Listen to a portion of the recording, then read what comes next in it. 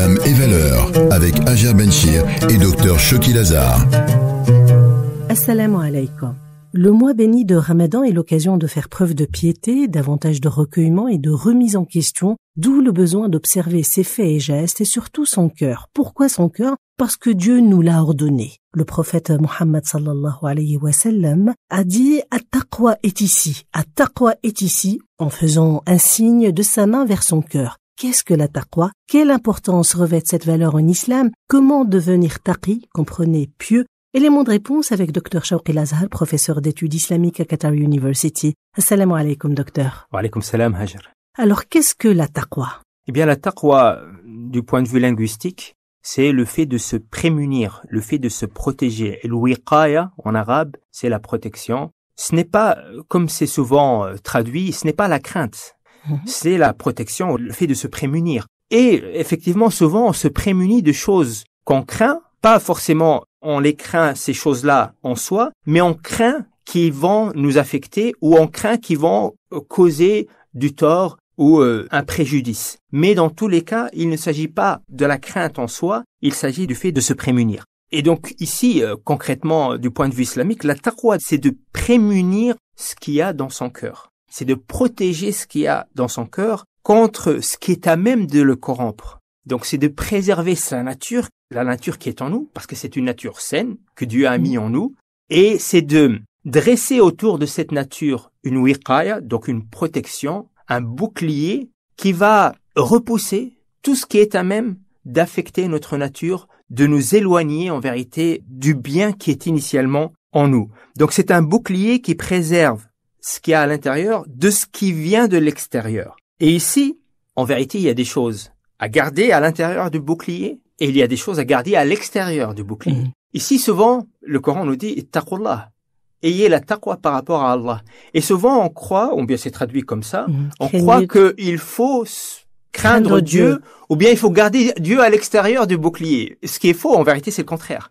Quand on dit « Ittaqullah », ayez la taqwa par rapport à Dieu, eh bien, Dieu est à garder à l'intérieur de ce bouclier, pas de se prémunir de Dieu, c'est faux. On ne se prémunit pas de Dieu, on se prémunit de tout ce qui nous éloigne de Dieu, de tout ce qui va faire sortir Dieu de notre cœur. Parce que l'humain, dans son fort intérieur, il a déjà l'amour de Dieu, il a déjà l'aspiration vers Dieu, il a l'aspiration vers les attributs divins. Mais on le perd parfois en cours de route.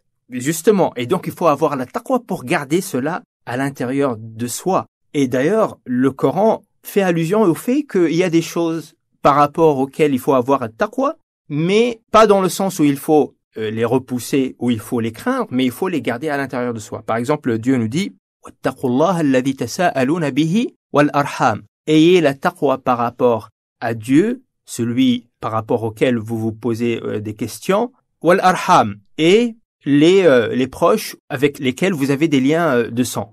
Donc ça veut dire que les proches, Dieu nous demande d'avoir la taqwa par rapport aux proches. Ça veut dire quoi? Ça ne veut pas dire qu'il faut craindre les proches ou il faut se prémunir de nos proches. Non, au contraire. Il faut se prémunir de tout ce qui peut atteindre l'amour initial qu'on a pour nos proches. Parce que initialement, dans notre cœur, l'humain créé ainsi, initialement, il a l'amour pour ses proches. C'est quelque chose qui est dans notre fitra, dans notre nature. On aime nos proches. Et donc Dieu nous demande d'avoir la taqwa par rapport à nos proches, c'est-à-dire de se prémunir de tout ce qui peut affecter cet amour primordial par rapport à nos proches. Et qu'est-ce qui peut affecter justement cet amour pour le divin, pour Allah? Donc ici, effectivement, de la même manière, ce verset nous dit « Ittaqullaha » ayez la taqwa par rapport à Dieu et par rapport aux proches. Donc Dieu, comme les proches, doit être gardé à l'intérieur de son cœur et on se prémunit de tout ce qui va affecter ou peut affecter, est à même d'affecter notre amour pour Dieu ou notre amour pour nos proches. Et effectivement, l'être humain est assiégé par un certain nombre d'éléments qui peuvent, atteindre son cœur, atteindre sa nature. Mais quels sont ces éléments? C'est pour cela que, du point de vue islamique, du point de vue coranique en tout cas, le contraire de taqwa, c'est le fujur. C'est-à-dire, est-ce que vous pouvez nous traduire ça? On peut traduire le fujur par la feinte, ou bien l'ouverture ou la brèche. D'ailleurs, dans le Coran, en langue arabe généralement, l'aube est appelée le fajr. Pourquoi? Parce que dans l'aube, la lumière du soleil va créer une brèche, une ouverture ou bien une feinte dans la nuit. Aussi, le Coran nous dit-il, وَفَجَّرْنَا الْأَرْضَ عُيُونًا. On a feinté la terre ou bien on a ouvert la terre par des sources. Donc la source d'eau, elle va créer une feinte dans la terre pour en sortir. Donc effectivement, al-fujur, c'est la feinte ou l'ouverture. Et effectivement, c'est l'opposé de taqwa, car le Coran nous dit فَأَلْهَمَهَا فُجُورَهَا وَتَقْوَاهَا. Donc Dieu a insufflé à l'être humain, à l'âme humaine, son fujur, donc le fait de la feinte ou la brèche, وَتَقْوَاهَا, et sa protection. Donc effectivement, le fujur, c'est le fait qu'il y a dans ce bouclier une brèche, une ouverture. Ce bouclier est transpercé. C'est ça le fujur. Le bouclier a été transpercé. Et quand le bouclier, donc ce bouclier de taqwa, qui va se dresser autour de notre nature, qui va empêcher tout ce qui l'affecte, quand ce bouclier est transpercé, eh bien les éléments de l'extérieur vont avoir accès à notre cœur. Et ici, on sera éventuellement aliéné selon la brèche qui s'est opérée dans ce bouclier. Auriez-vous des recommandations concrètes pour nos auditeurs pour qu'ils préservent la taqwa envers Dieu?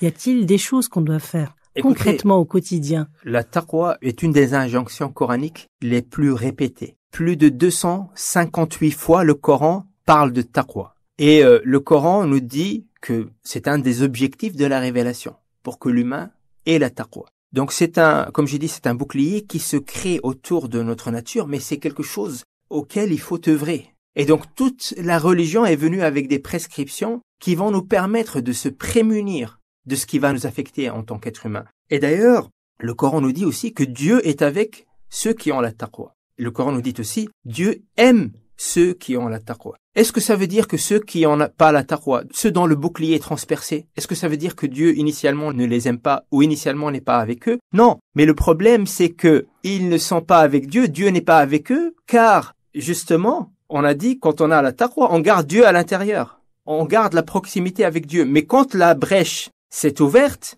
eh bien les éléments qui vont nous affecter ont changé notre nature, qui fait qu'on s'est éloigné de Dieu à cause de cela. Mais initialement, Dieu est avec tout le monde. Mais Dieu est avec ceux qui ont la taqwa, car ils ont gardé Dieu à l'intérieur d'eux en se prémunissant de tout ce qui va à l'encontre de cela. Et effectivement, pour garder ce bouclier, eh bien, c'est quelque chose qu'on entretient au quotidien. Ce qu'on fait en termes de prière. Pourquoi on prie 5 fois? Pourquoi il y a le jeûne qui revient? Pourquoi il y a la prière du vendredi de manière récurrente? Les adorations récurrentes? Eh bien, pourquoi on s'éloigne aussi du vice? Tout cela va nous aider à dresser ce bouclier, à le renforcer, à le solidifier.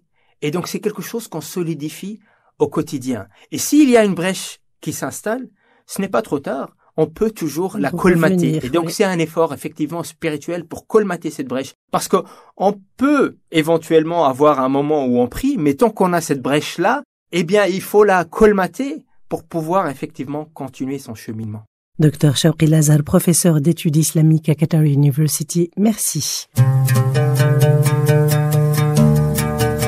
Islam et valeurs.